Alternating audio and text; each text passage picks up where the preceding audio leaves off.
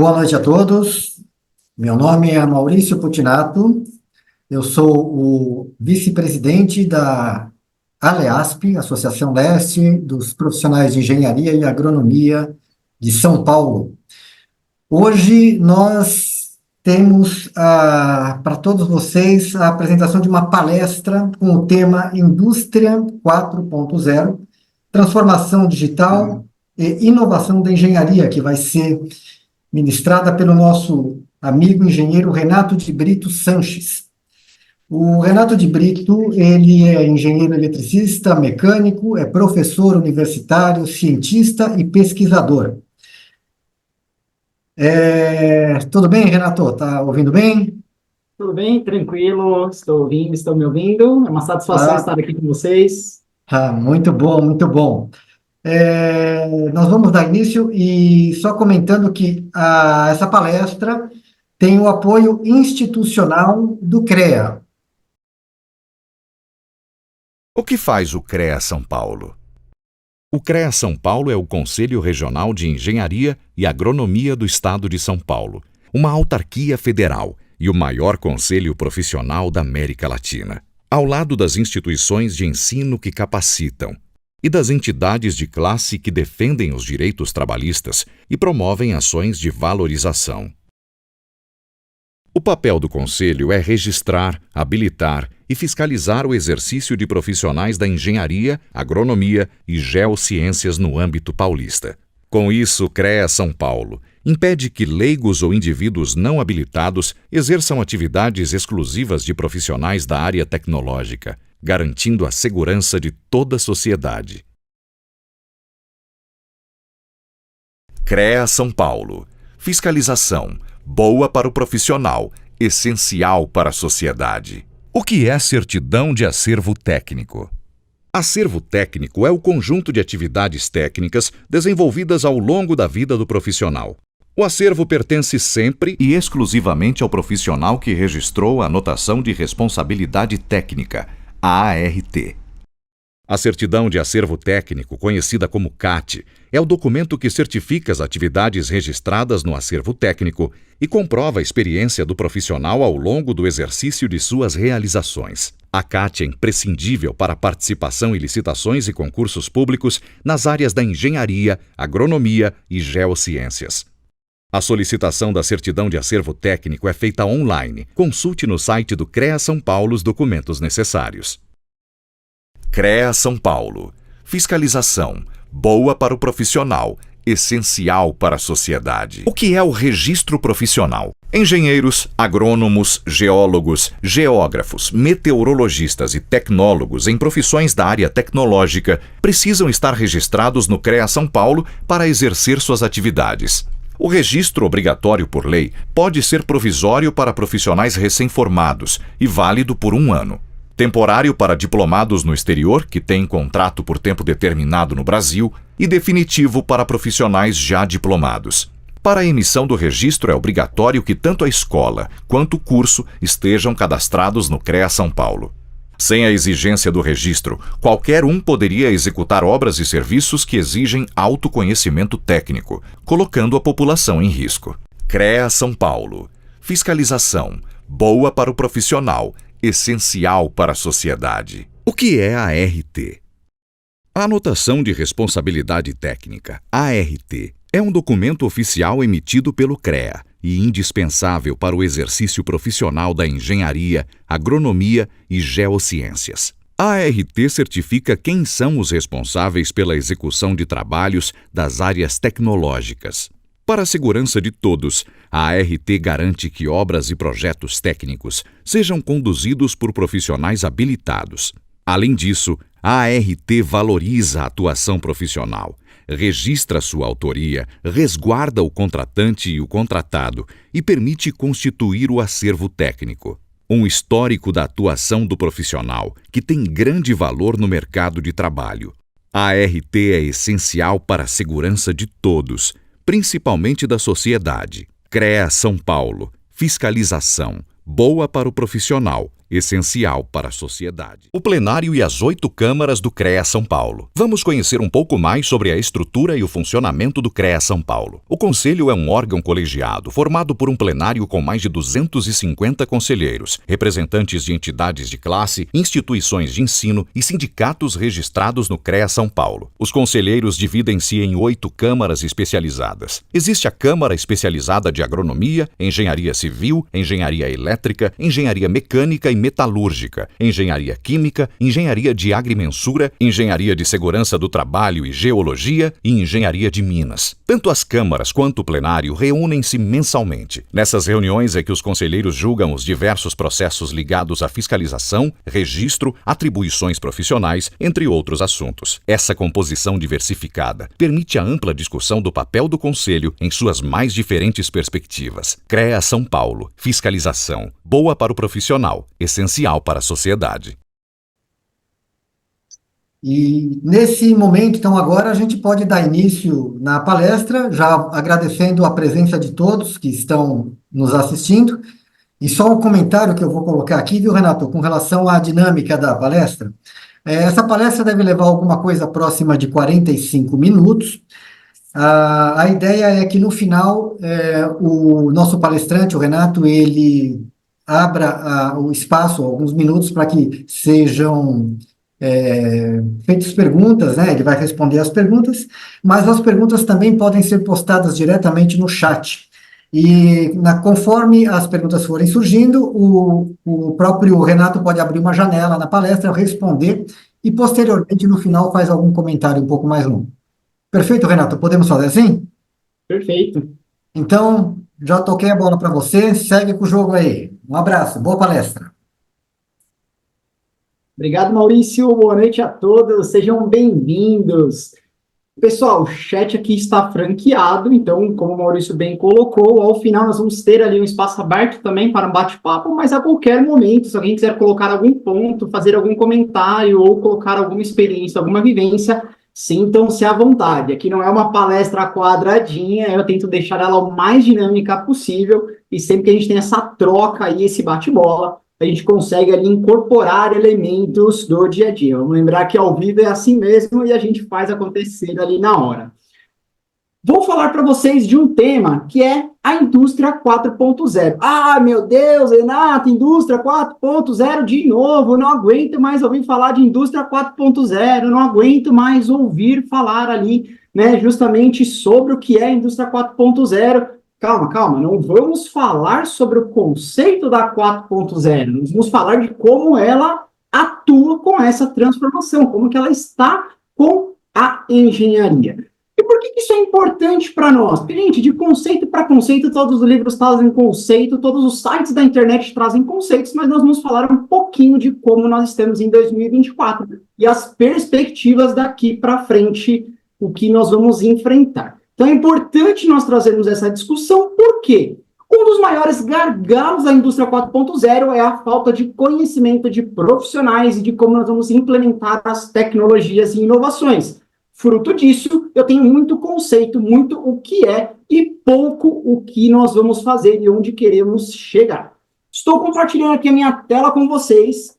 Se vocês já estão vendo aí, maravilha. E aí eu vou começar aqui a falar um pouquinho. Então, para iniciar, nós temos aqui o que é a indústria 4.0, a transformação digital e como que ela atua na inovação. É importante frisar que quando nós trabalhamos com a indústria 4.0, a gente precisa tratar ela como um conceito. Eu não compro indústria 4.0 na prateleira, né? Eu não compro a indústria 4.0 ali na Amazon, ali na Shopee, ali no site de uma grande distribuidora de material elétrico, mecânico ou químico. Na verdade, eu tenho um conjunto de ações que, se executadas, eu tenho o conceito implementado.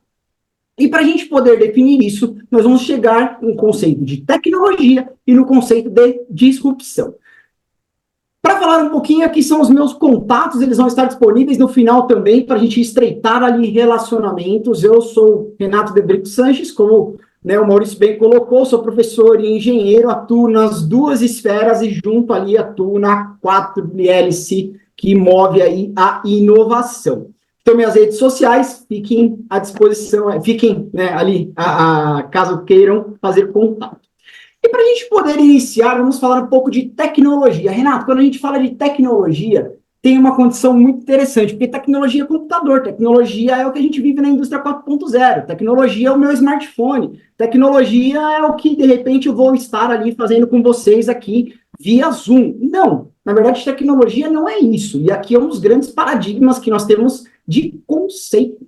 Porque tecnologia vem lá do grego, etimologicamente é um conjunto de técnicas e habilidades. Ou seja, são métodos que, alinhados, geram processos para a produção de bens ou serviços. As pirâmides do Egito são tecnologia. Olha só que interessante, quando a gente assiste o filme da Múmia e vê aqueles aparatos, aqueles mecanismos lá do Indiana Jones, isso é tecnologia. Então, não é só a questão tecnológica do digital. Isso é importante para nós entendermos a indústria 4.0. Por quê? Quando a gente pega toda a cadeia de valor, toda a cadeia produtiva e como ela impacta isso para nós na sociedade de um modo geral, a engenharia permitiu criar conjuntos de técnicas e habilidades que dali nós vamos ter métodos e processos bem estruturados para uma produção eficiente de bens e serviços. Se alguém tiver alguém aqui da logística, levanta a mãozinha aí, podem colocar os seus depoimentos. Em contrapartida, nós temos a disrupção. A disrupção é aquela velha máxima que, além do ó céus, ó vida, ó azar, a gente escuta. Eu faço isso há 30 anos. Durante 30 anos sempre foi assim, sempre vai ser assim. Do meu tataravô, para o meu bisavô, para o meu avô, para mim, para os meus filhos, netos, bisnetos, e assim perpetuará pela eternidade. Não, tá errado, calma, para por aí. Porque se isso fosse verdade, eu nunca teria telefone. Se isso fosse verdade, nós nunca teríamos o meio digital. Se isso fosse verdade, nós não teríamos veículos automotores ou muito menos edifícios sendo construídos. Então, quando a gente pensa em disrupção, nós estamos trabalhando aquele conceito que é um dos pilares quando a gente fala de engenharia. A engenharia é a ciência mais disruptiva que acontece. Por quê? Disrupção é uma ruptura, uma interrupção brusca daquilo que nós temos. Gente, se a gente pensar desde os primeiros engenheiros até agora, se a gente for pensar desde 1831, quando eu tive ali os primórdios da engenharia no Brasil, e trago isso para a atualidade de 2024, eu tenho grandes quebras de ruptura que tornaram isso realidade. Quem daí não conhece o MASP aqui em São Paulo, que é um dos grandes marcos da arquitetura da engenharia civil, a Ponte Rio-Niterói? Quem aqui não conhece todo o sistema de telecomunicações que nós temos ou o sistema de tratamento de águas efluentes que nós temos na Sabesp, por exemplo? Então, ficam exemplos de como a engenharia quebra paradigmas para nós, quebra ali grandes, vamos dizer assim, condições que nós temos na sociedade para um prol melhor. Mas, quando a gente fala de indústria 4.0, só para a gente voltar ali e pegar aquele conceito, caso alguém não tenha, né, esse conceito muito bem definido, sim, tem uma campainha de tempos em tempos, acredito que é o pessoal que está entrando, Sérgio, mas fica tranquilo que cada um que entra, ele dá esse aviso de que tem alguém entrando na sala, então não se preocupem, tá bom? Não é nada do pim, pim, pim, pim, que daqui a pouco corta meu tempo e alguém me puxa para fora. Indústria 4.0, então, quando a gente fala dessa transformação e dessa inovação, nós temos que ter em mente quais são os avanços e como ela se criou ali diante da digitalização. Então, primeiro nós temos a digitalização como um pilar central que apoia a inovação e o desenvolvimento de outras áreas, como a área da saúde, que a gente vai pincelar um pouquinho aqui hoje, energia, mobilidade urbana, que é um dos grandes marcos, uma das grandes discussões que nós estamos tendo na atualidade, agricultura. Para quem não sabe, se alguém aqui trabalha no agronegócio, não me deixa mentir, por favor. Se nós pensarmos em veículos autônomos, se nós pensarmos hoje na melhor automação e inteligência de dados que nós temos, quem dirá falar assim, isso daqui é algo dos 5 últimos anos, é algo que nós vivemos nas grandes cidades? Não. O agronegócio brasileiro já atua há mais de 20 anos. Para vocês terem uma ideia, em 2012 a 2014 eu fiz um trabalho muito grande com a Finder Componentes na implementação de relés inteligentes e proteção contra surtos para implementos agrícolas no interior de São Paulo. Olha só que interessante, para equipamentos que já estavam rodando há mais de uma década e que trabalhavam de forma autônoma do plantio à colheita. Olha só que bacana. Isso gera economia Isso gera movimentação social, isso gera melhores condições de trabalho. Isso aí está no nosso código de ética dentro do CREA. Bens e consumos, indústria. Então, nós temos ali um fator muito grande ligado, que pega várias frentes, não só a questão da indústria, como nós conhecemos a metalmecânica, a indústria automotiva, mas a indústria como um todo. Gente, hoje, se vocês forem pensar em conceitos da indústria 4.0, ela não é só um maquinário automatizado, mas são sistemas informatizados e automatizados que são interligados entre si e que permitem nós reduzirmos tempos de operação. Galera da logística, galera da engenharia de produção, olha lá, se a gente for parar para pensar, hoje eu compro algo no domingo de manhã na Amazon, na Shopee, no Mercado Livre, na segunda-feira de manhã está chegando para mim. Às vezes eu compro no final da tarde e no dia seguinte está chegando. Olha só a inteligência, a estrutura de sistema que eu tenho. Meu Deus do céu.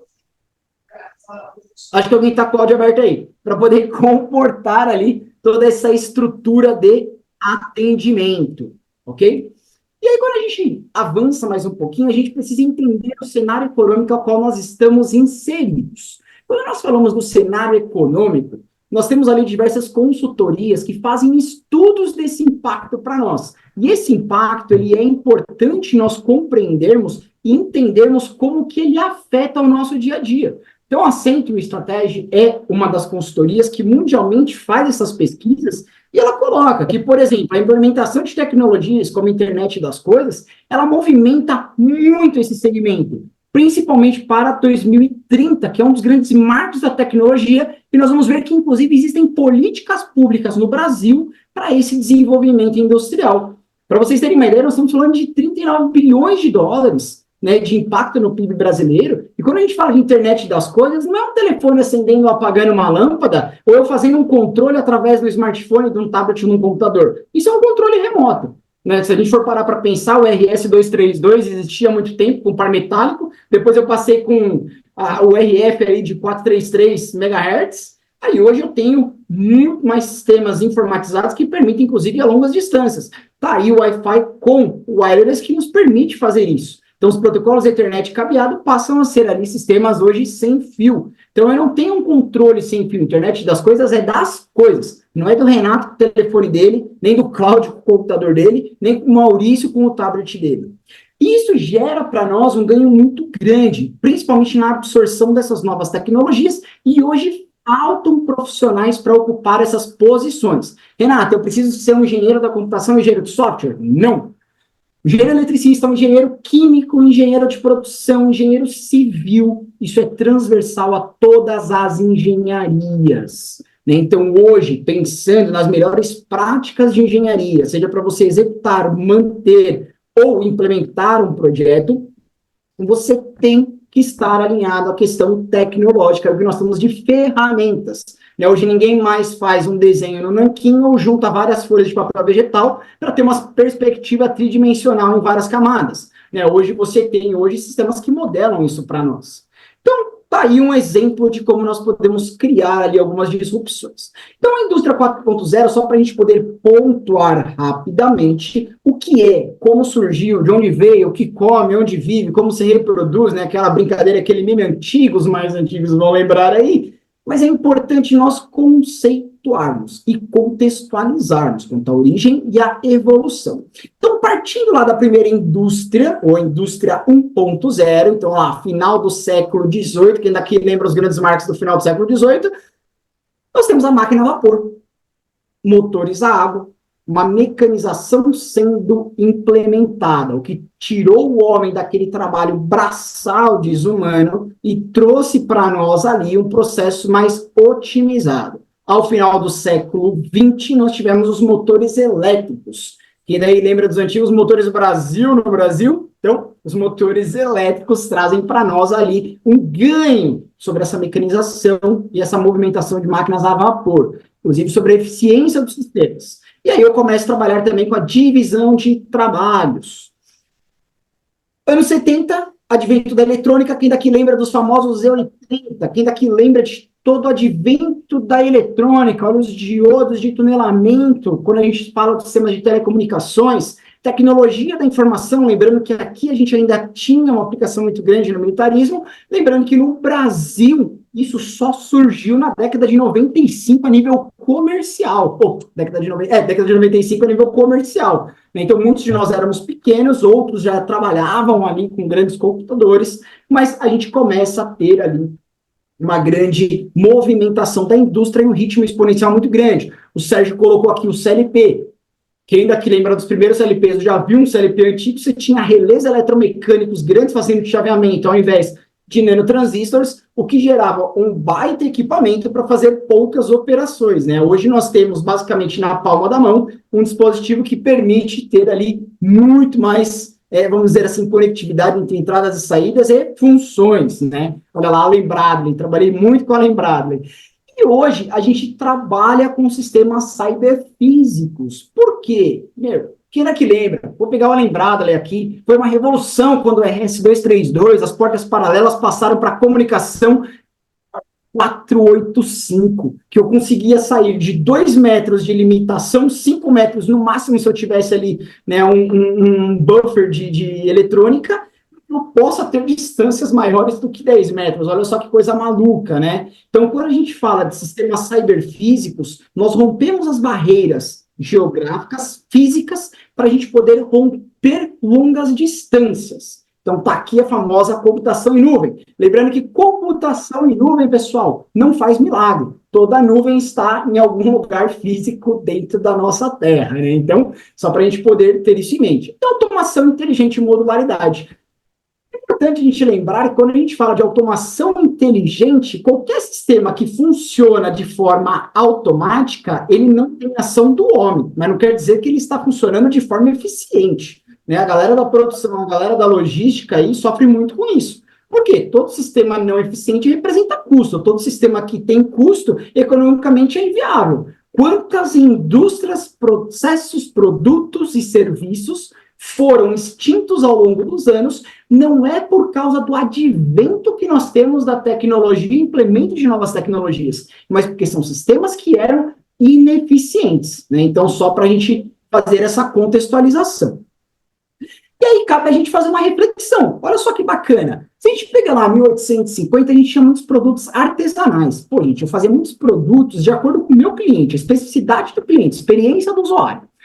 Conforme isso vai aumentando, até quando a gente sai em meados da Primeira Guerra Mundial para a Segunda Guerra Mundial, eu tenho uma recuperação econômica muito grande. Só para a gente contextualizar, eu preciso ter uma produção em massa muito grande. Quem daí conhece o Fordismo, olha só que interessante. Então, todo mundo pode ter um carro preto, um carro da cor que quiser, desde que seja preto. Não é isso mesmo que circula por aí, embora não foi muito bem isso que aconteceu lá no veículo. Mas, o que é importante para nós distinguirmos aqui? Conforme eu aumento o volume de produtos, eu automaticamente diminuo a diversidade. Por que eu não fazia isso antes? Por que eu não tinha isso antes do último meia década, vamos dizer assim, com uma facilidade absurda? Porque, na verdade, eu não tinha tecnologia. Em sistemas cyberfísicos, eu tinha uma limitação física. Em sistemas, olha só que interessante, diversidade da produção, eu tinha uma limitação de conhecimento. Impressoras 3D eram caras porque eu não tinha quem operasse e tornasse os sistemas usuários. Porque é um sistema extremamente barato.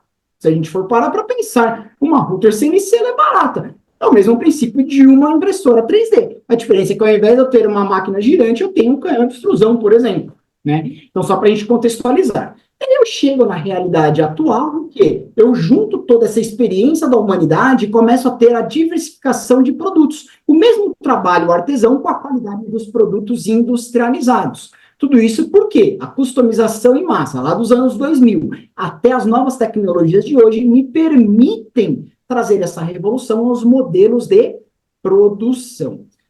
Então, é importante a gente ter isso bem, vamos dizer assim, definido, bem contextualizado.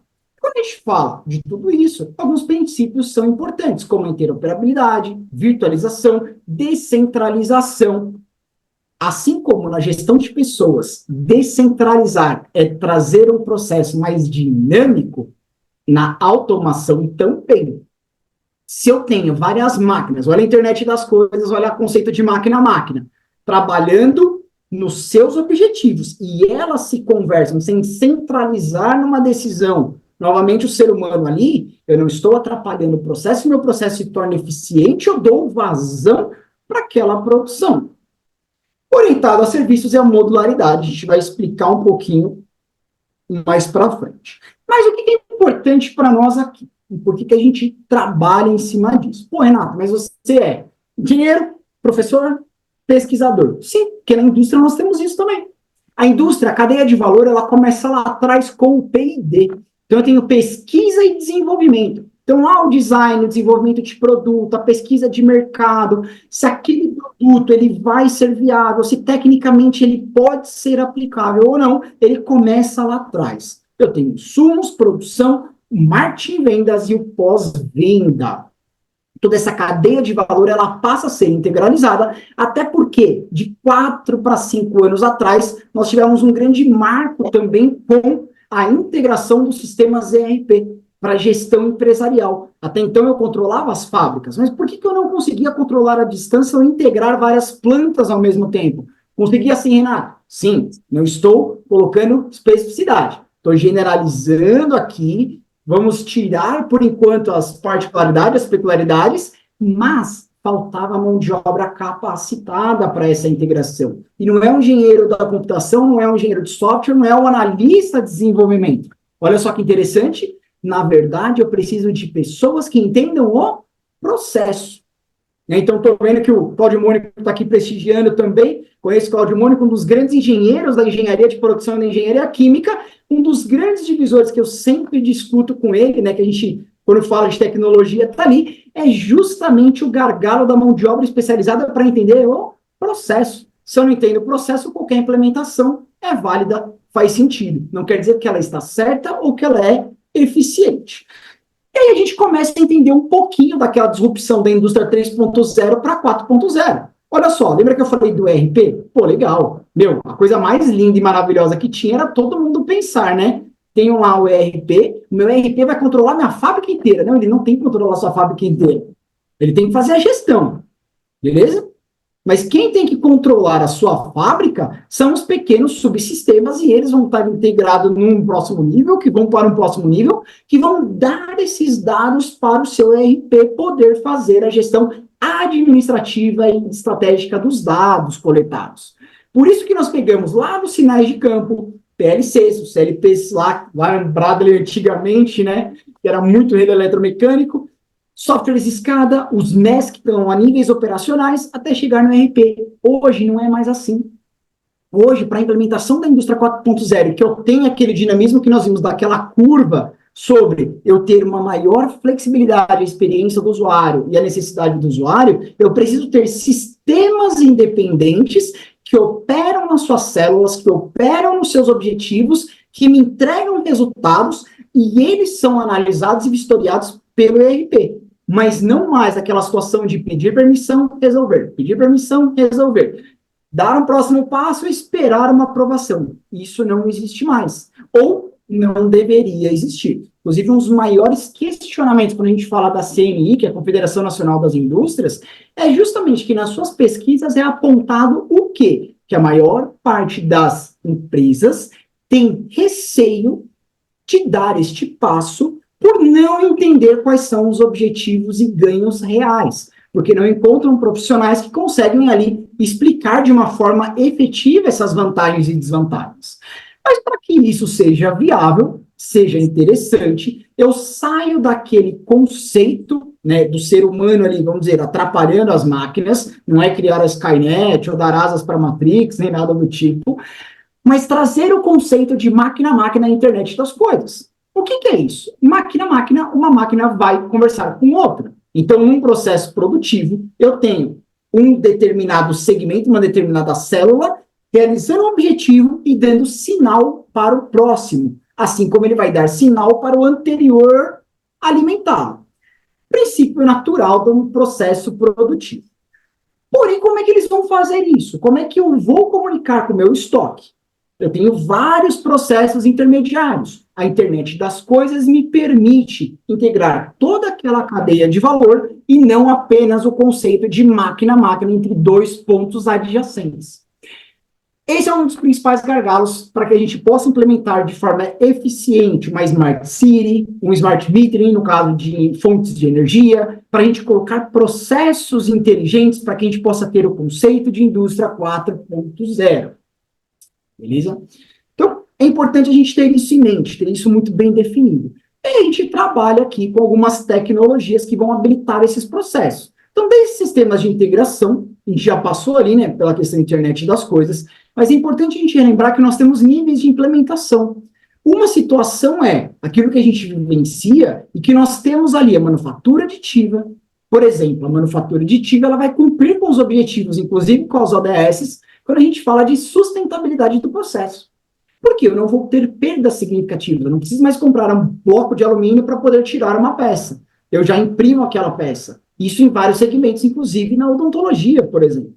E quando a gente fala de todos esses sistemas, também cai aqui uma situação daquela disciplina que todo mundo, a princípio, odeia, mas todo mundo vive dela, né, de forma direta ou indireta, que é a modelagem de sistemas. A modelagem de sistemas, ela é base para a simulação. É através dela que eu vou, com os meus resultados simulados, com os meus resultados que eu vou estar ali, né, vamos dizer, testando, fadigando, estressando, vamos dizer assim, definir o meu processo, o meu equipamento ou a escolha do meu material. Mas tudo isso é uma quantidade grande de dados.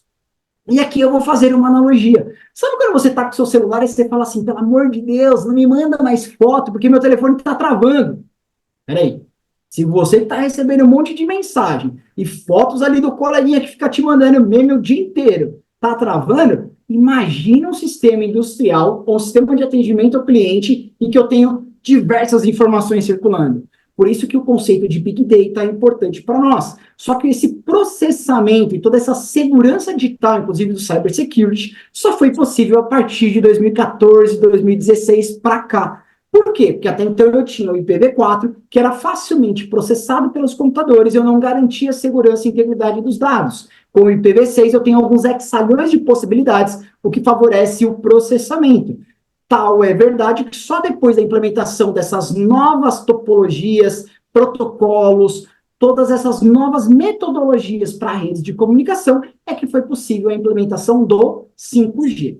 E aqui é uma coisa interessante, né? É muito legal isso. Todo mundo fala, mas eu quero ter o melhor, o 5G, a conectividade, a minha indústria. Calma. A indústria 4.0 não é ter o melhor, é ter os sistemas informatizados e alinhados para uma eficiência do seu processo produtivo e atendimento ao cliente. Do contrário, você gastou recurso ou está de forma ineficaz. Ok? Mas aí nós temos que entender algumas situações aqui para a gente poder dar ali os próximos passos. Como, por exemplo, a transformação digital e suas características. Se nós pensarmos na transformação digital, nós temos alguns pontos a levantar e discutir. Uma delas são as tecnologias avançadas. As principais que nós temos é o IoT, a IA, Big Data e análise de dados. Pô, Renato, mas espera aí, inteligência artificial é aquilo que os alunos usam para fazer um trabalho lá e tirar 10. Não, não é isso não. Ah, inteligência artificial é aquilo que eu percebo que no LinkedIn tem muita gente que joga um tema, Ctrl+C, Ctrl+V e até o final, em resumo, está sendo igual. Não, não é isso. Olha só que interessante. Quando a gente fala da inteligência artificial, nós estamos falando de uma ferramenta que vai nos auxiliar. É o famoso robozinho escravo que está do nosso lado, né? Mas não de forma pejorativa. Pensem comigo, quem daqui lembra, década de 90, 95, implementação da internet, primeiro buscador na internet, eu tinha o KD. Quem daqui não lembra o KD? Era fantástico o KD. Você ia lá, buscava, ele te retornava, 10 páginas no máximo. Depois de uma infinidade, dava tempo de pegar um café, tomar uma água, usar o banheiro, te devolvia 10 páginas. Com o avanço, isso foi aumentando, buscadores aumentando, evolução da internet, o que acontece? Eu digito lá, por exemplo, indústria de transformação. O que acontece? Eu começava a ter algumas dezenas de milhares de respostas voltando. Até 2 anos atrás, se eu fizesse essa mesma pesquisa no Google, ou, por exemplo, CLPs Allen Bradley para atendimento no segmento de óleo e gás, sabe o que ele me dava? 1 milhão, 2 milhões de retornos de resultados de qualquer coisa.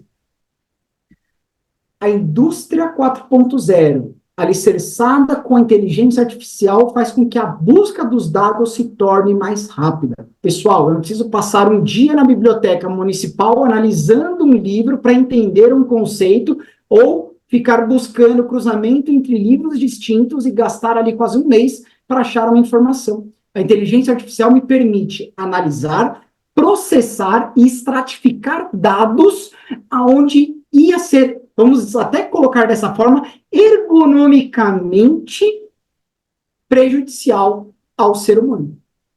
Então, psicologicamente, eu ia ter um problema sério. Olha os fatores humanos ali, engenharia de fatores humanos, associada também a esse conceito. Olha só que interessante.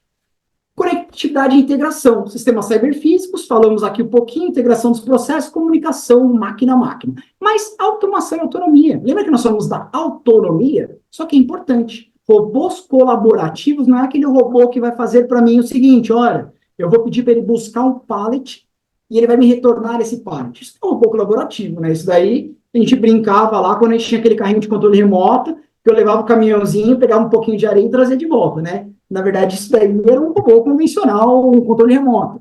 Quando a gente fala de robôs colaborativos, eu tenho os robôs fazendo, vamos dizer assim, um contato entre eles, baseado nesse conceito de máquina a máquina, de internet das coisas, onde cada sistema robotizado irá colaborar com o seu par e com o sistema como um todo.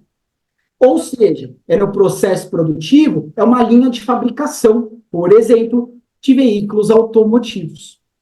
É num sistema hoje, por exemplo, que quando eu falo de logística, de engenharia da produção, se eu pego algumas empresas que nós temos mundo afora, como, por exemplo, uma Natura, um Mercado Livre, eu tenho um estoque completamente informatizado. Eu faço o pedido, por que ele chega amanhã para mim? Porque esse pedido sendo processado, automaticamente ele dispara as paletizadoras automáticas, que dispara todo o meu sistema gerencial até a entrega. Olha só que interessante.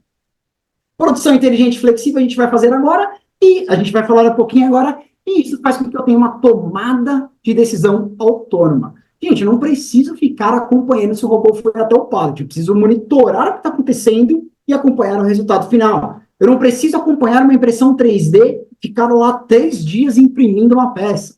Eu preciso verificar o que está acontecendo e ter esses dados monitorados. Então, a decisão autônoma, ela precisa ser implementada e eu preciso dar essa autonomia para as máquinas. E aí a gente enxerga algumas oportunidades e alguns desafios. Quando a gente fala de oportunidades e desafios, nós temos ali novas áreas de atuação para os engenheiros.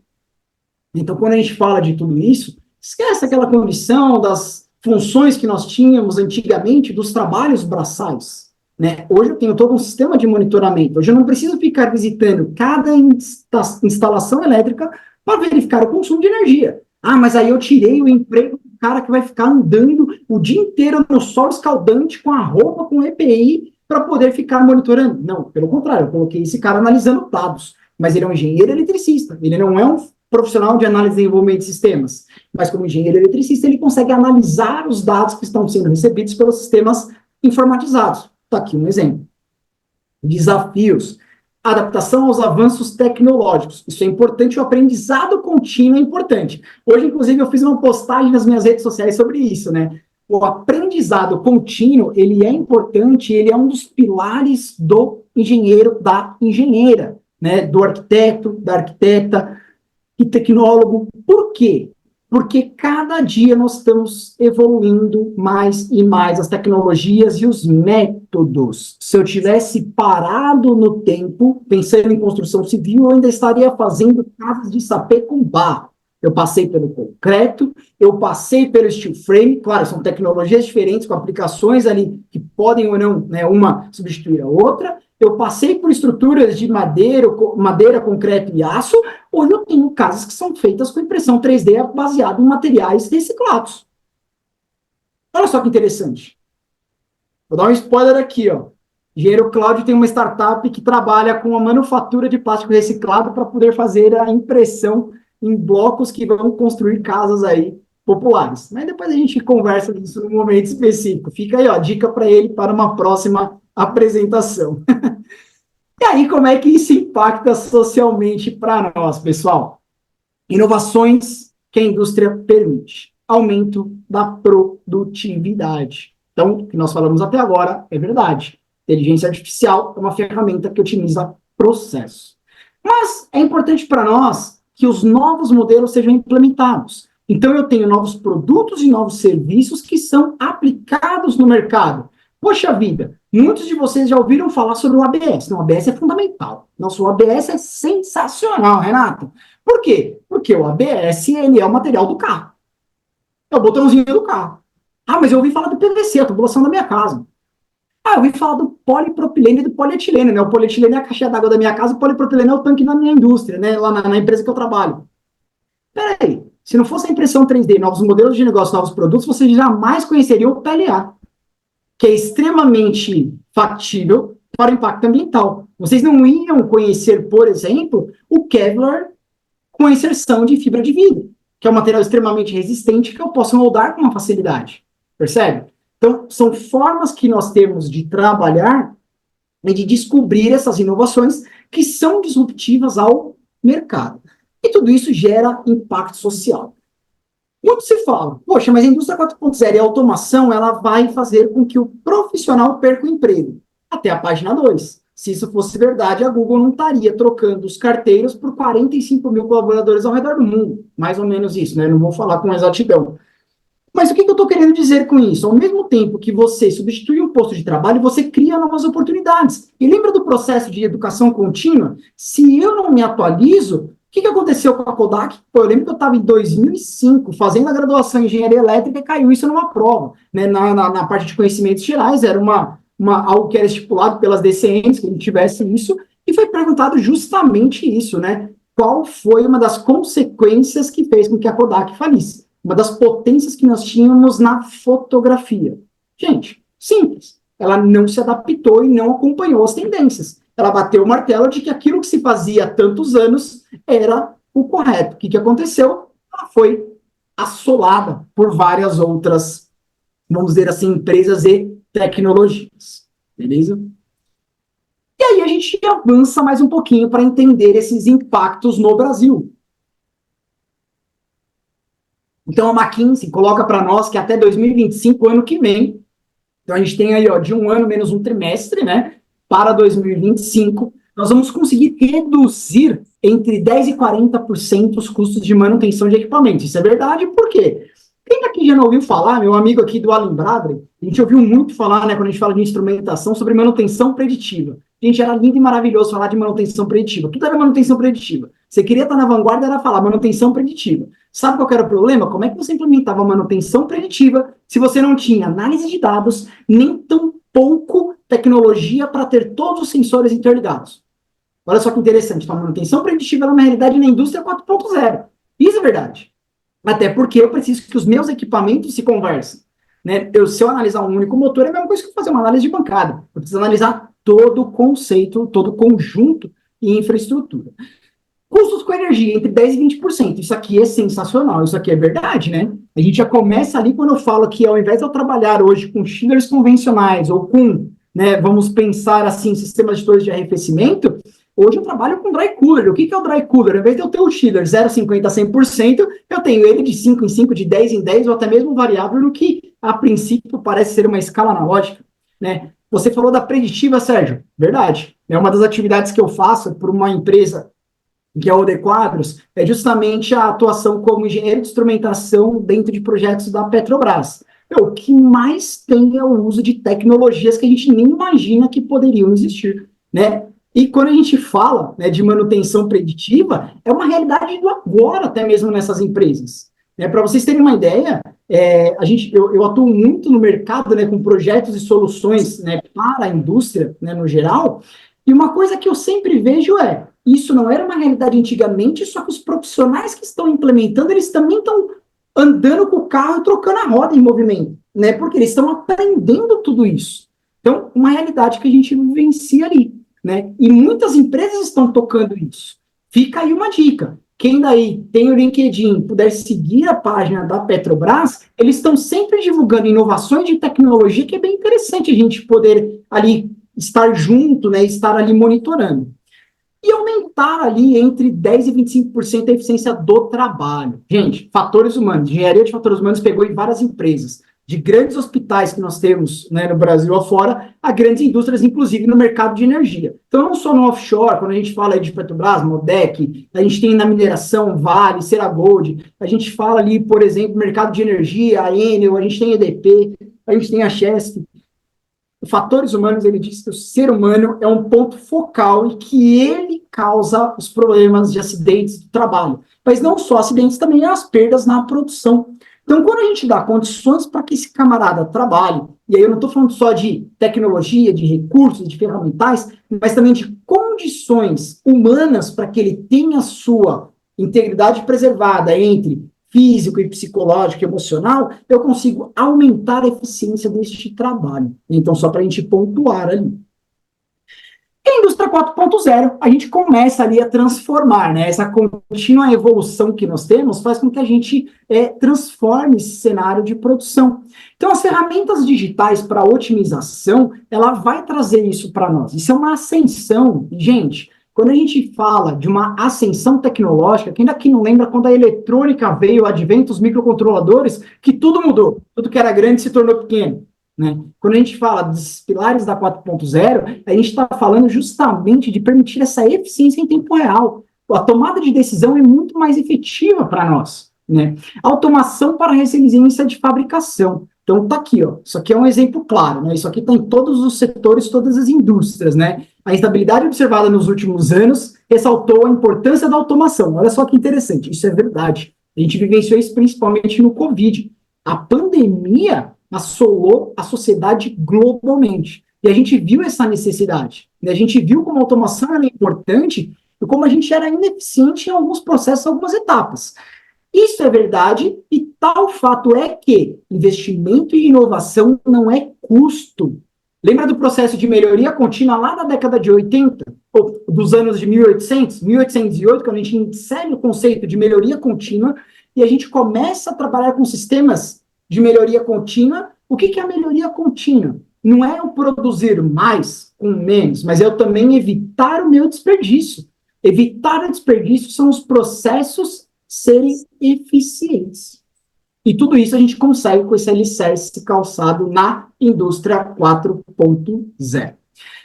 E aí eu trouxe até mais uma pesquisa aqui que é importante para vocês entenderem como que essa evolução, esse cenário vai impactar o mundo ali, né? Então, se a gente pegar esse relatório, que foi feito ali por outra, né, pesquisa, então a Global Industry, né, ela traz para nós o crescimento global, não é Brasil agora, ele é significativo.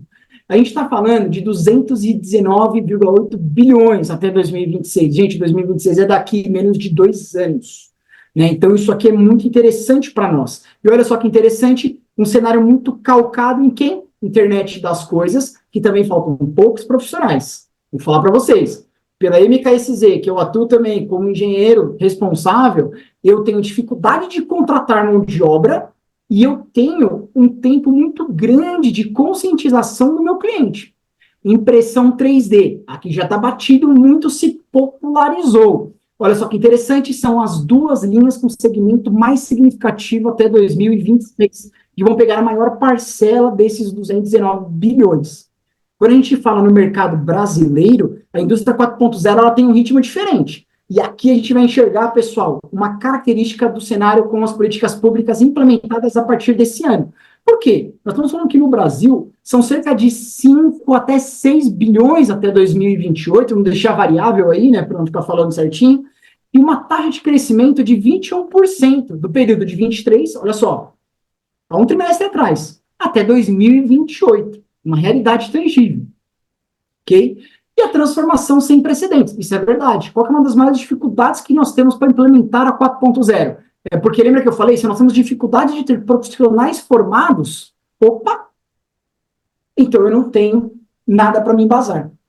Como pesquisador, é a coisa mais maluca que tem, pessoal. Porque, olha assim, como professor, eu vejo os cursos de pós-graduação que tem, eu não consigo enxergar um curso de pós-graduação que eu falo, ali vai sair um profissional de indústria 4.0. Não, porque ela é muito transversal a várias engenharias. Segundo ponto, como pesquisador, às vezes eu faço pesquisa e aí eu fico pensando, gente, como é que eu vou entregar essa pesquisa? Porque a pesquisa no Brasil é engraçada, né? Você sempre tem que se basear em alguém. né? Então, diferente de Isaac Newton, que fez por ele mesmo e criou ali grandes situações, ou Einstein, ou qualquer outro grande cientista, na pesquisa a gente precisa citar alguém. Pô, se eu não tenho essa base, como é que eu desenvolvo pesquisa? Você percebe um dos grandes problemas que nós temos? E aí, quem que está desenvolvendo isso? A indústria. Como eu mencionei, Petrobras, Vale, Chesf, Enel, né? Se a gente for pegar a Bayer, Braskem, eles têm muitos materiais que são disponibilizados com cases que são implementados nessas empresas. Isso é uma realidade, né? E aí, empresas provedoras de produtos, como Finger Componentes, Schneider, Allen Bradley, né? Então, se a gente pega lá, que é hoje a Rockwell, né? O que era a Allen Bradley, se a gente pega Autos, por exemplo, a gente traz muito material das engenharias de aplicação para compor essa base, para que a gente possa atuar nesse mercado de estudo contínuo. E aí, trabalhando nesse cenário, só para a gente poder mostrar aqui um pouquinho, né, trazer ali uma realidade, é bem interessante, porque olha só, a gente tem o cenário mundial e a gente tem a divisão de mercado por setor. Olha que bacana. A gente fala, meu, isso aqui está muito grande. Não. Gente, África e Oriente Médio não chega a 6%. Quem mais está adiantado é a Europa. E por quê? Porque grande parte dos fornecedores de materiais estão onde? Lá. América do Norte, Ásia, estão ali. E América Latina? A gente não tem profissionais. Mas não tem profissionais porque nós também não estamos conseguindo reter. A nossa indústria, em grande parte, ainda está vivenciando a indústria 3.0. E muitos dos nossos profissionais hoje são contratados por empresas na Ásia, na Europa e na América do Norte para desenvolver as suas atividades lá. O engenheiro brasileiro, sim, precisa ser estudado pela NASA. Isso é uma realidade, de fato. Mas a nossa capacidade de desenvolver e criar soluções onde há problemas faz com que a gente tenha essa exportação muito grande de mão de obra. Se a gente for olhar o segmento como um todo, olha só que interessante. Poxa, a indústria 4.0, esse conceito de autonomia, de comunicação máquina a máquina, na aeroespacial e defesa, é só 7%? Só 7%. Pô, mas eu tenho um robô lá em Marte que está tocando sozinho as coisas lá. Ok, mas isso representa 7%. Olha lá, petróleo e gás. Volta aqui a condição das indústrias, né? Então, pegando como exemplo aqui, Petrobras, Modec, né, a 3R, entre outras. Alimentos e bebidas. Gente, se vocês não sabem, se vocês pegam, por exemplo, na Hexa, uma produção de latinhas de alumínio que vai para o refrigerante, passa 100 mil latas por segundo, né? Olha só que interessante. O Sérgio colocou aqui, né, ó, petróleo, gás e energia, 32%. É uma situação bem, bem interessante, né? Se a gente for olhar, hoje, vocês imaginam viver sem fontes de energia? E aí a gente começa a ver o porquê a gente tem tantos problemas também na distribuição e atendimento ao cliente. Segmento automotivo, manufatura. A gente falou tudo isso é manufatura, que até então parecia ser algo que ia estourar, extremamente frágil diante de outros mercados, né? Para vocês terem uma ideia, olha lá, eletrônica e fundição está acima ainda do segmento de manufatura. Isso faz a gente ter algumas reflexões. Por quê? Será que nós estamos hoje na academia atendendo ao profissional? Não é o do amanhã, é o profissional do agora. Será que como engenheiros, arquitetos, tecnólogos, nós estamos conseguindo visualizar esse novo horizonte? Não é o do amanhã, do agora. Será que nós estamos conseguindo absorver as inovações que não são tão inovações assim? Essa é uma reflexão que nós temos que ter, porque isso cabe para nós pensarmos daqui para frente. E aí eu vou trazer algumas aplicações. Isso aqui parece tirado lá, né, do Ping, da toda aquela criação, né, que nós temos com inteligência artificial, que nós temos lá do Shutterstock, né, do Pixabay, não. Aqui eu vou trazer para vocês algumas condições, algumas realidades. Aí, sim, ó, Fernandão colocou aqui, ó, precisamos absorver urgentemente. De fato, Fernando. E a comunidade colaborativa que nós criamos, e aí eu vou ser bem sincero, a associação é um dos pontos convergentes para esse tipo de discussão. É um dos pontos que a gente pode ter aqui um hub, né, vamos dizer que a gente já tem, né, um hub de discussão para que a gente possa galgar esses novos conhecimentos e também explorar essas tecnologias e inovações para aplicar no nosso dia a dia e na formação de obra futura. E o futuro é logo amanhã, né? Quinta-feira, vamos colocar assim. Hoje eu colocou aqui, ó. Você não acha que o Brasil ainda está muito engessado? Sim, demais, demais, demais, demais. Eu sempre pego essa discussão, tanto em sala de aula quanto no ambiente profissional, né, no dia a dia. É uma realidade mundial, só que no Brasil ainda tem muito medo. Para você ter uma ideia, sabe como que é feito no Brasil? Vou pegar um caso aqui de uma situação. Sabe como que é feito no Brasil a medição de atletas de alto desempenho ou atendimento médico, ou até mesmo quando você faz, por exemplo, a medição de pontos chaves do corpo, para você fazer aquele exoesqueleto virtualizado, por meio de câmeras e cinemetria. No Brasil, eu trabalhei, desenvolvi um algoritmo ali, né, dentro do meu doutorado para fazer isso. Sabe o que eu cheguei a escutar de profissionais que eram do segmento? Profissionais gabaritados. Não, Renato, tá errado. O padrão ouro é a fita métrica. Como é que você garante que o seu sistema digital é mais eficiente do que a fita métrica? Eu fiquei pensando, sabe? E fita métrica é aquela fita métrica que a gente usa na costura, que não tem precisão milimétrica. Aí eu fiquei pensando, falei assim, gente do céu, com a inteligência artificial eu consigo fazer a comparação de mais de 9 milhões de imagens por segundo. E a fita métrica é o meu padrão ouro, você percebe? Então, mas isso é uma mudança que nós temos. Os profissionais de educação física têm outra visão. Na indústria acontece a mesma coisa. Muitos ainda acham que todo esse processo é custo na inovação. Poxa, eu tenho uma impressora 3D, me dedicar a trabalhar com peças específicas é besteira.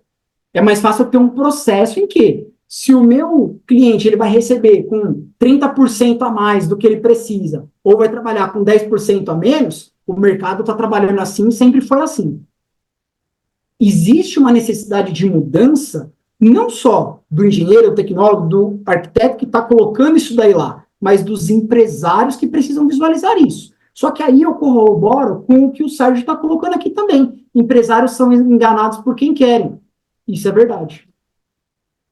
Entendeu? Por quê? Ele não quer investir, ele traz uma falsa impressão, você tem alguém que vende alguma coisa que é, mas não é, e naturalmente aquilo fica por isso mesmo. É o que eu falo. Internet das coisas e indústria 4.0 não é você usar um software e um tablet para poder ligar e desligar a máquina, não é isso. Mas isso é vendido como tal. Né? Para vocês terem uma ideia, eu fiz uma pós-graduação, não vou falar onde uma das discussões na disciplina era que o princípio de indústria 4.0, ou, desculpa, de internet das coisas, era eu utilizar o meu smartphone para controlar a iluminação de casa, por exemplo. Cara, deu vontade de bater com a cabeça na parede. Né? E isso é o que vai para o empresário. O empresário acha que ele está comprando aquilo, ele paga mais caro, não funcionou porque ele foi enganado, vamos colocar como o Sérgio colocou. Isso faz com que a realidade mundial seja diferente da do Brasil. E a gente continue nesse gesso todo que o Ageu colocou. Né? E quando a gente fala de investir, não é muito, não. Quando a gente fala de investimento, é relativamente organizar a forma como nós destinamos os recursos da empresa. E isso vale, inclusive, sobre a capacitação dos colaboradores. Vou dar um exemplo. Quem daqui vai na FEIMEC esse ano? A FEIMEC está cheia de tendências tecnológicas. Quantas vezes a gente vê, por exemplo, o empresário ou o supervisor, o líder, o gerente, fala assim, não vai lá não, porque é perda de tempo. Você percebe que eu também não consigo capacitar o meu colaborador? Eu pretendo ir também, capaz da gente se encontrar lá, Sérgio.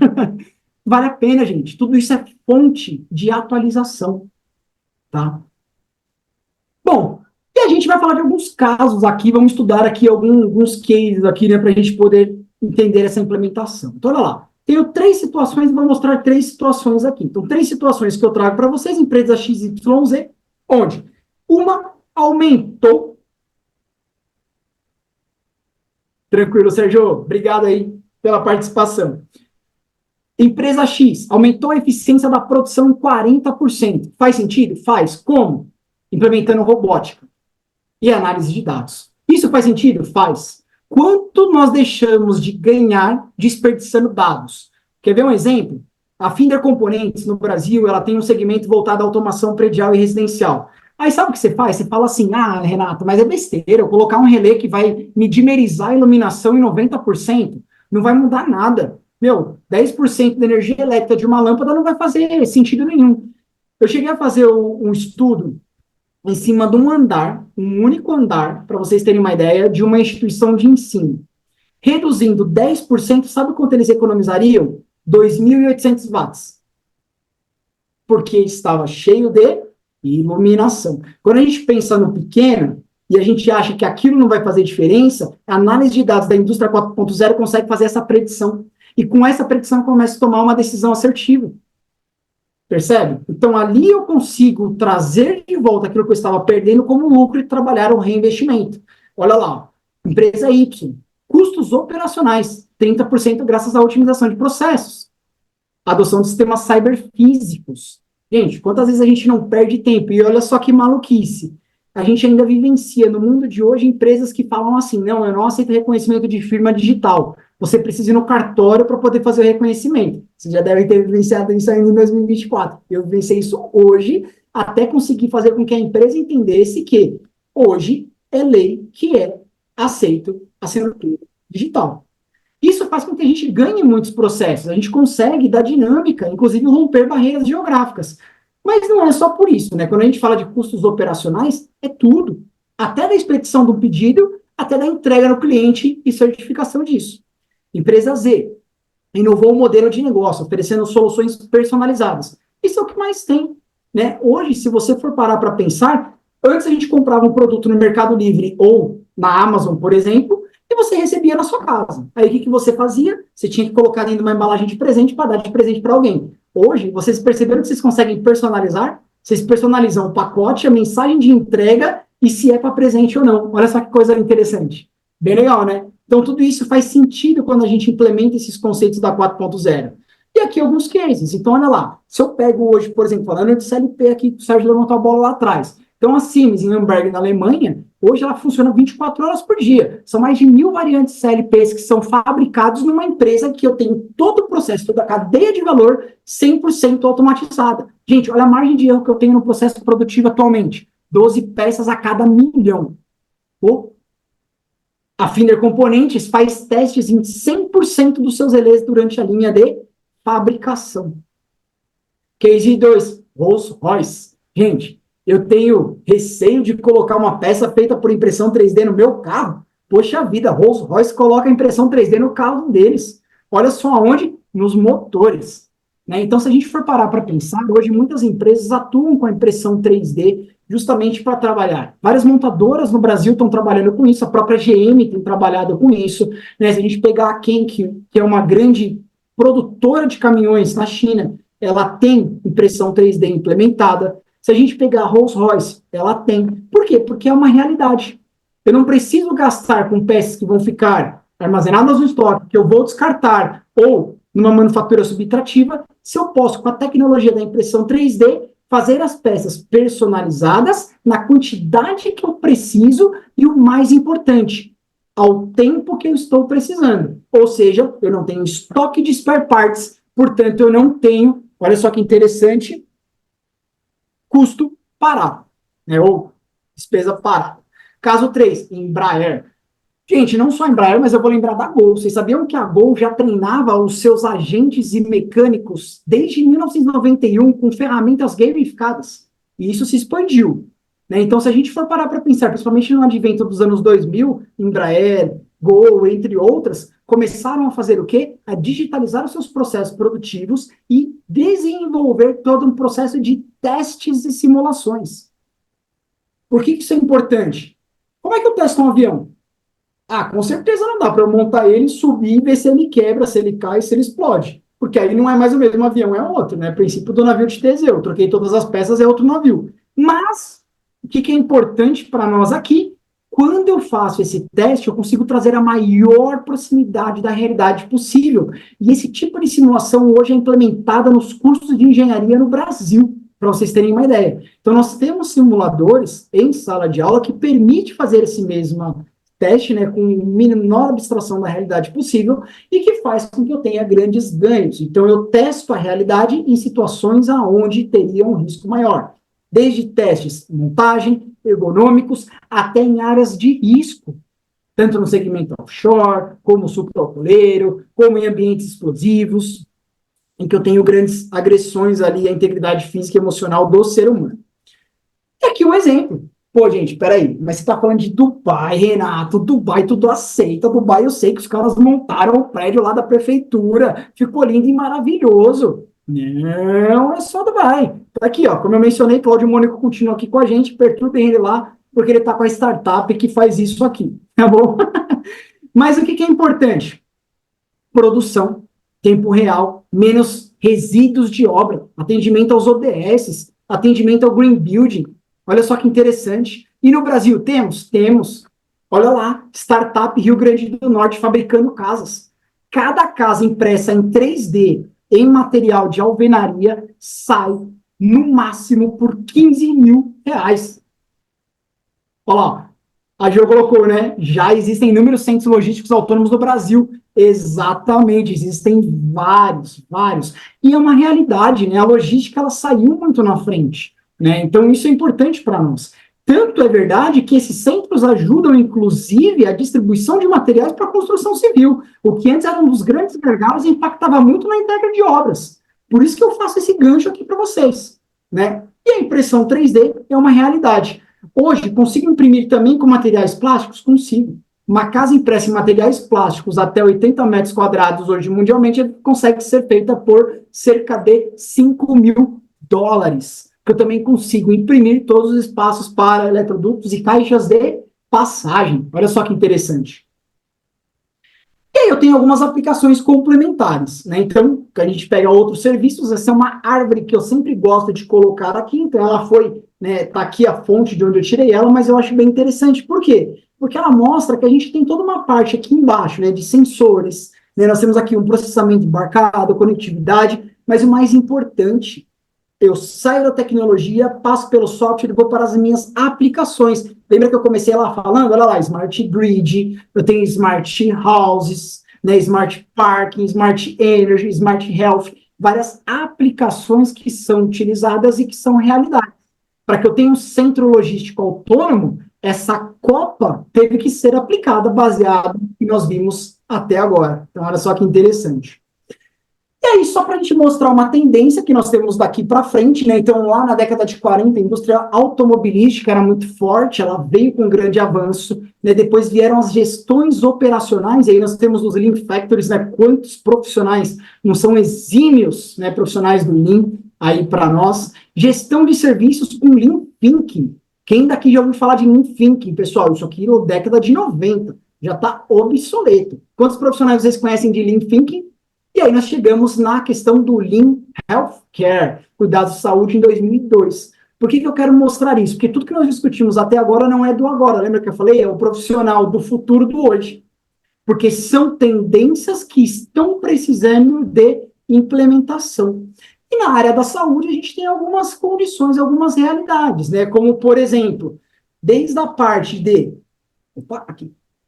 Genômica e análise de dados, biotecnologia, tecidos. Hoje no Brasil, se vocês querem uma indicação, a Plenum Bioengenharia é uma empresa que trabalha com a indústria 4.0, é uma das 5 empresas mundiais, ela fica aqui em Jundiaí, que trabalha o conceito de 4.0 e tem um nível de maturidade mais alto. Então, existem 5 maiores empresas que estão com essa maturidade 4.0.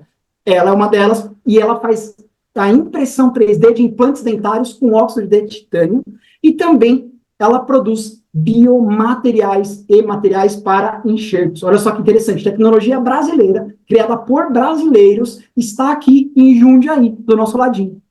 Simulação, modelagem, diagnóstico, prognóstico, né, bioinformática, imagem médica. Para vocês terem uma ideia, com a imagem médica, a gente consegue hoje detectar, né, no diagnóstico precoce, câncer de mama nos estágios iniciais ou na tendência. O Alzheimer, a gente consegue hoje, com imagens de ressonância, a partir dos 25 anos de idade, começar a identificar as incidências. Olha só que interessante.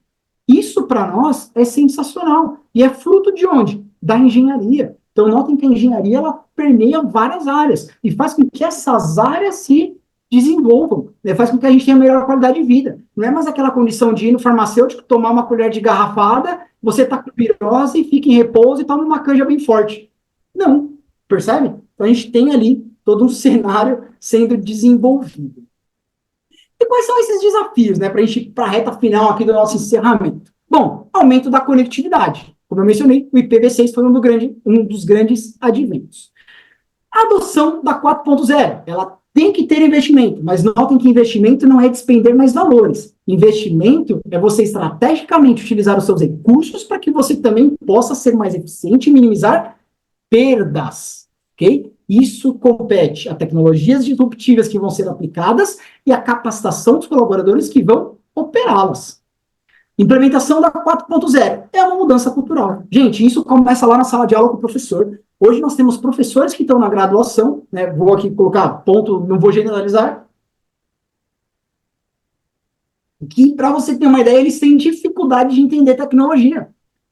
Se não é a mesma aula com slide, ou se, por exemplo, ele não consegue passar o mesmo livro, esquece. Se você mudar o livro, ou você trazer uma realidade de mercado, uma discussão, por exemplo, de um estudo de caso, acabou com a aula. Né? Então, só para a gente entender que isso deve começar lá atrás, na base, que é a academia. E aqui trazendo uma referência, né, quando a gente fala de estatísticas experimentais, então aqui está o IBGE, que traz para nós, né, uma fonte bem interessante, então de 2022 para cá. Então foi feita uma análise com algumas empresas, e olha só que interessante. Empresas que utilizam tecnologia avançada. Volta aqui o que o Ageu colocou, né? Olha lá, a grande maioria utiliza uma tecnologia. Pô, gente, se eu utilizo uma tecnologia para utilizar 2 ou 3, é muito fácil. Por que eu não utilizo? Porque eu desconheço, porque eu não tenho quem implemente aquilo para mim. Percebe? Um dos maiores problemas que a gente pega quando a gente visita um cliente pela MKSZ é justamente isso. A gente olha e fala assim, por que você comprou isso? Aí a gente escuta, porque alguém me disse que era o melhor. Aí você para, pensa, se fala, calma aí, vamos junto. Vamos pensar o que a gente pode fazer para reverter isso daí em algo que se torne eficaz no seu processo. E aí começa o desenvolvimento de soluções. Empresas que utilizam tecnologias digitais, então olha lá, avançada segundo faixa de pessoal ocupado. Olha só que interessante, gente. Se nós formos olhar, as empresas com mais pessoas, né, as grandes empresas, são as que mais usam. A microempresa, a gente tem uma porcentagem menor. Mas por quê? Porque às vezes a gente ainda tem uma resistência muito grande, principalmente na pequena empresa. A grande empresa é natural. Hoje, se você for pensar em composição de custo, se a gente for olhar em margem de lucro na pequena empresa, eu consigo trabalhar ali entre serviços e produtos chegando até 25%. Na grande empresa, a indústria de grande porte, vamos colocar assim, a margem de lucro no produto é de 8% no máximo. Né? Se eu estiver ali chorando, feliz da vida, eu estou com 12%. Né? Então, olha só que interessante, qualquer centavo para mim faz sentido. Eu não tenho tanta margem para perder. Né? Então, a gente começa a traçar o cenário dessa implementação. Empresas que não utilizam nenhuma tecnologia. Olha só que interessante. E por que não utilizam? Altos custos. Gente, não precisa de altos custos.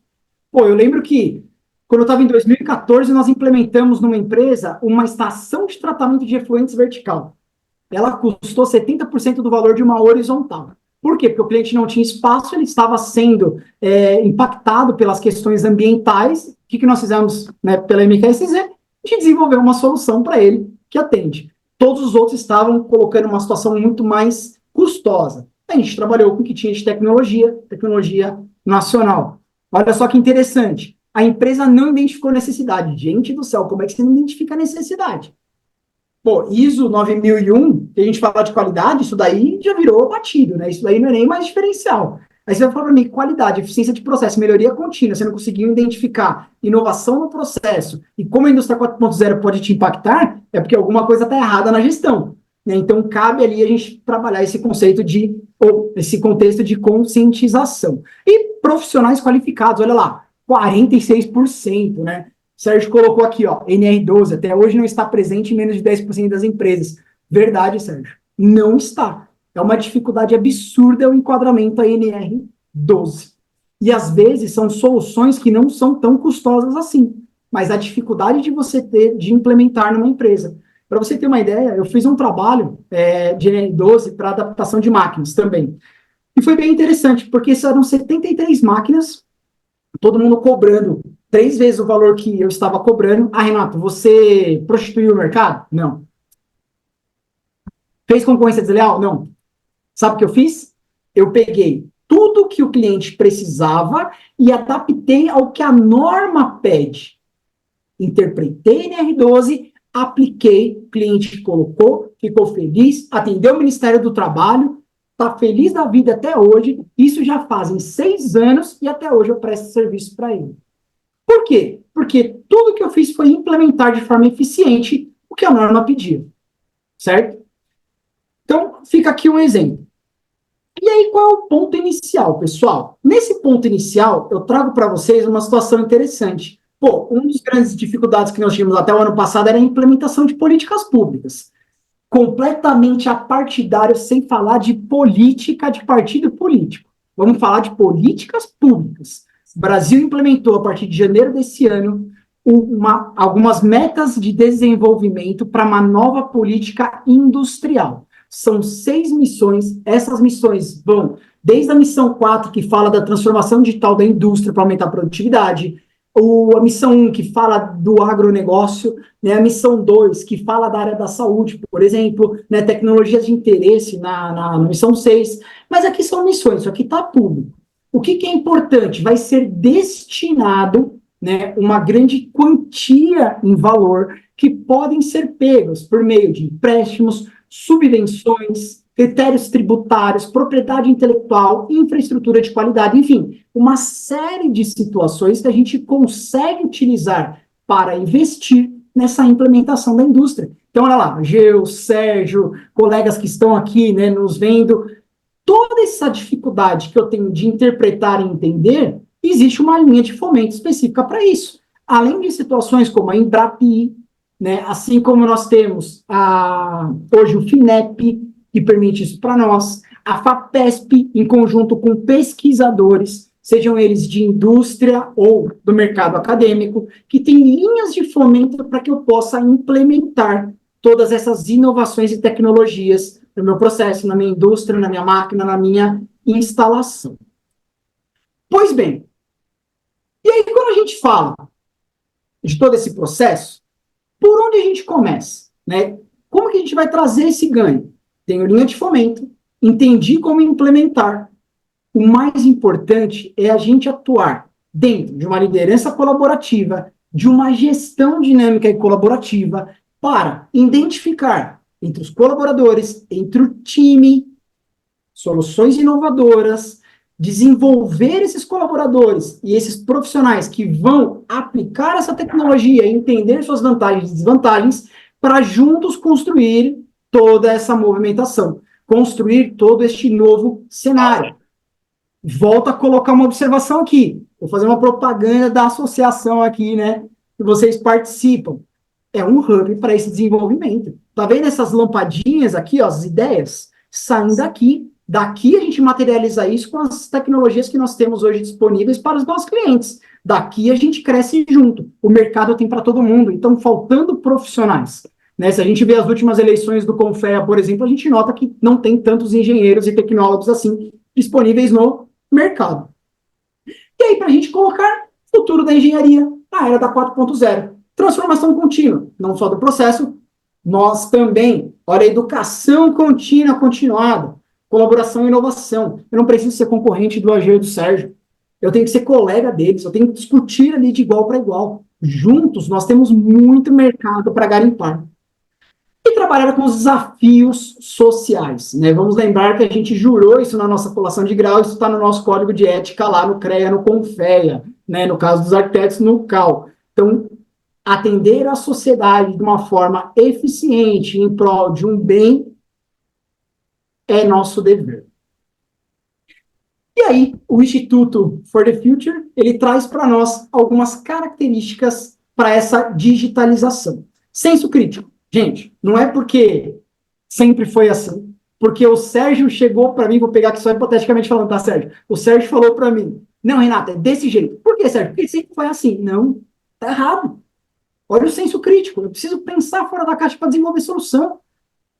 Utilização de novas mídias, olha a capacitação. Gente, LinkedIn, Instagram, Facebook, YouTube, olha o que nós estamos fazendo aqui com o MediaCom. Né? Então, nós temos aqui uma grande fonte de conhecimento para trabalhar e discutir soluções.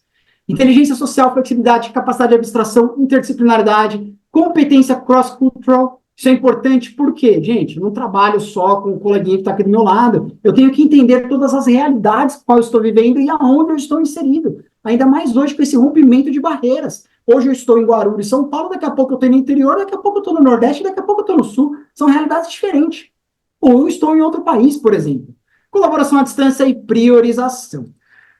Pessoal, sei que eu falo demais, mas cumpri aqui as métricas do nosso horário. Estou aqui à disposição para tirarmos algumas dúvidas, discutirmos sobre o assunto. Aqui são os meus contatos, meu telefone pessoal, também é o WhatsApp, meus e-mails de contato pessoal e os empresariais, e as minhas redes LinkedIn, Facebook e Instagram. E aí eu fico aqui à disposição para a gente poder ali, nesses minutos finais, tirar dúvidas, conversar um pouquinho e estreitar aí esses laços. Bom, eu estou entrando aqui, no caso, Renato, gostei muito da sua palestra, muito dinâmica, cara. Você é praticamente uma metralhadora de informações aqui, cara. Você bombardeou todo mundo aqui, mas é tanta informação que se a gente absorveu 10% de tudo que você falou, já é um monte de coisa, tá? É um Parabéns panorama aí bem pela, geral, né? parabéns pela didática também. Você tem uma didática bacana. Pessoas jovens, assim como você, realmente claro, ó, é difícil de encontrar, né? Pessoas que têm esse conhecimento, essa habilidade vamos por assim, transmitir esse conhecimento para as pessoas. Eu fiquei bastante satisfeito e impressionado, assim, também, tá? Gostei bastante. Depois eu queria ver até com você, logicamente não agora, mas eu queria conversar com você, como a gente pode, vamos colocar assim, introduzir esse tipo de inovações numa entidade de classes, como é a Associação de Engenheiros, de forma que a gente consiga usar parte dessas ferramentas todas que você colocou aí nessa palestra, fazendo com que a gente torne a nossa entidade uma entidade com engenheiros 4.0, tá? Adotando métodos e produtos e sistemas de informação que permitam a gente também de nos desenvolver, né? Isso seria uma coisa que eu gostaria de aproveitar o seu conhecimento e as suas habilidades. Claro, vamos conversar sim. A gente pode até marcar uma segunda etapa aí para falar especificamente sobre isso, né? Mas até para fazer uma junção aqui, né? Aproveitando que o Eduardo também colocou uma pergunta aqui, como vender a indústria 4.0, está bem alinhada, né? Tipo, onde encontrar dados estatísticos para mostrar vantagens. Eduardo, nas indústrias existem um segmento que é muito comum, né, principalmente nos fabricantes, que são os engenheiros de aplicação. O que a engenharia de aplicação faz? Ela cria esses dados. São os cientistas na indústria que vão pegar os produtos e serviços e eles vão garimpar, trabalhar, estressar, estratificar esses dados e disponibilizar, na maior parte das vezes, gratuitamente. Por quê? Porque eles querem que você compre a solução deles ou que você aplique o produto. Então, se você entrar nos fabricantes de produtos e soluções, eles têm esses dados para que você possa utilizar isso. E aí, outra fonte de dados muito importante para nós, falando da indústria, como, né, uma área econômica, é o CNI, né, que é a Confederação Nacional das Indústrias. Então, junto a essas informações, você começa a ter uma boa bagagem ali para você conseguir dialogar ali com o seu cliente, com o seu, vamos dizer assim, candidato, né, ou prospect, que você vai estar apresentando ali uma solução. E, Maurício, na questão quando a gente fala de associação, a associação ela é bem interessante, né, porque ela, vamos dizer assim, ela tem um nicho, né, de atuação muito mais fácil do que uma academia, né, do que o setor educacional, e o setor educacional, rapaz, foi uma pedrada fazer com que eles entendessem isso, né? Nem todo mundo entendeu ainda, mas a implementação nos processos é muito grande. O que eu vejo hoje que a gente pode discutir aí, até marcar uma reunião, né? Gostaria de presencialmente estar aí também um dia para a gente poder conversar e tudo mais. Mas aonde eu vejo que a gente pode iniciar ali, né, um trabalho é justamente no processo formativo, é fazer com que a associação se torne um hub colaborativo de troca de conhecimentos. Então, por exemplo, vamos supor que eu tenho uma dúvida, que nem ali o Eduardo está com uma dúvida no cliente. Eu não vou, por exemplo, competir com ele ou falar, mas qual que é o seu cliente? Quanto eu vou ganhar nessa? Não. Cara, o que você está precisando? Como é que eu posso te ajudar? E vice-versa. Quando você fortalece essa união, esse network, você começa a trazer essa tecnologia para dentro. E aí vocês podem começar a trabalhar colocando isso em processos dos clientes, dos associados de vocês, né? Que é uma realidade que tem. Uma das maiores dificuldades que a gente tem hoje de criar hubs, né, para esse desenvolvimento de inovação, ainda é aquela condição assim, cara, não vou entregar o ouro para o Maurício não, cara, vai que ele pega meu cliente. Pô, pelo amor de Deus, a gente tem menos engenheiro do que, do que cliente no mercado. Então eu vou convidar você depois, em off, lá separadamente, para fazer uma apresentação simples, numa das nossas reuniões aí. Certamente Beleza. Aí você. a gente leva alguns cases lá para mostrar para vocês como é que a gente implementa em algumas situações. Tá, e você então pode ir tranquilo que o cafezinho e os salgadinhos ficam por minha conta. Fechou. Tá bom, então, gente, olha. Bom, o Renato, tá o contato dele, ele já disponibilizou todas as redes sociais, os sites, as informações que vocês precisam para entrar em contato. Palestra excelente, Renato, parabéns. E agradeço todas as pessoas que participaram, que ainda estão, inclusive, estamos até agora no final da palestra com 44 participantes, é uma coisa muito difícil de acontecer, olha que beleza. Então, Legal. estou bastante feliz com essa frequência de pessoas, com o interesse que houve nesse tema. E em breve você vai ser convidado novamente, viu? Certamente você vai ter outras oportunidades de estar conosco aqui, Renato. Muito obrigado, viu? Obrigado, Maurício. Obrigado a todos os presentes e contem comigo. Estarei à disposição. Tá, ok. Ari, eu não sei se tem alguma coisa que você gostaria de colocar. O Ari é o nosso parceiro aqui, está fazendo a transmissão. Tem alguma informação que precisa ser colocada ou podemos encerrar? Pode encerrar. Eu só queria agradecer mais uma vez a oportunidade de estar com vocês aí e agradecer o Renato pelo convite, a gente poder fazer essa palestra aí com você e o Maurício por acreditar no nosso trabalho. Grande abraço, cara. Muito obrigado, Ari. Estamos sempre juntos, trabalhando juntos. Muito obrigado a todos que estão conosco, os nossos inspetores, engenheiros e amigos que estão participando. O Fausto, que é presidente da nossa associação, também participa disso daqui, ele pediu para que eu fizesse o encerramento. Então, eu estou seguindo aqui agora, agradeço muito pela participação de todos. Em breve teremos novas palestras e conto com todos para a participação novamente. Ficamos sempre à disposição, a Aliasp está à disposição, portas abertas para todos. Se vocês quiserem se associar, tornar-se associado, podem entrar em contato depois com o nosso site, temos as fichas de inscrição, e podem nos visitar a hora que vocês quiserem. Bom, eu acredito que seja tudo isso. Um abraço a todos, uma boa noite e até a próxima. Até a próxima. Tchau, tchau. Até a próxima. O que move um engenheiro? Tudo que ele estudou? As vocações que ele tem? O que ele faz de diferente? É a profissão com maior número de especializações. São tantas. É como poder escolher e ser o que quiser dentro da engenharia. Do desejo sonhado de criança ao encontro das verdadeiras aspirações. O engenheiro é desbravador por natureza. Tem muitos interesses. Estudou muitas disciplinas. Reúne em si mesmo várias habilidades e conhecimentos. Ciências, matemática, física, criatividade. E o olhar investigativo às novas descobertas. Dos rabiscos, o engenheiro começa o seu entendimento de projeto. Racional demais? Não. Racional e intuitivo. Não existe criação sem a intuição. Não é por acaso que a palavra engenheiro veio do antigo francês e do latim para significar talento, inventividade, destreza incomum, a capacidade de encontrar soluções para problemas tecnológicos, práticos e muitas vezes complexos. A engenharia é um trabalho de largo fôlego. Toda construção é aberta à possibilidade de progredir.